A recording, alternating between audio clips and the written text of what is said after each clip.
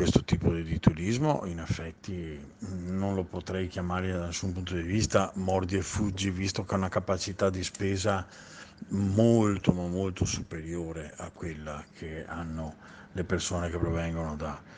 Punta Sabbioni, e quindi qualcosa di molto di interessante avrebbero lasciato sul territorio. Il presidente di Assoagenti Veneto replica così al deputato veneziano Pellicani del Partito Democratico, che ha chiesto chiarimenti ai ministri in Parlamento puntando il dito contro la Norwegian Gem, l'ammiraglia da 94.000 tonnellate di stazza lorda lunga quasi 300 metri che sabato scorso si è fermata in rada fuori dal lido di Venezia. Pellicani l'ha definita una novità assoluta che rischia appunto di alimentare un turismo mordi e fuggi che in laguna si vuole invece evitare e di potenziare il moto ondoso con il traffico delle navette. Ma Assoagenti non ci sta. Chi polemizza sull'aumento del moto ondoso,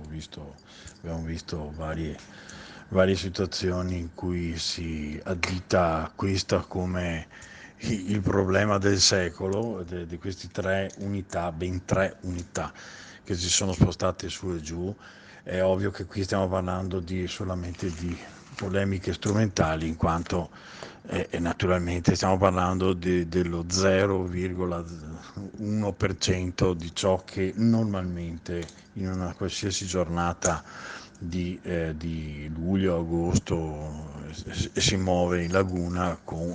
per il trasporto dei turisti. Sarebbe stata la stessa compagnia a chiedere e ottenere dalla Venezia Terminal Passeggeri l'autorizzazione per poter organizzare questo servizio di navetta, e Gallo specifica anche. Abbiamo pensato che 1300, 1400, 1200 passeggeri sarebbero stati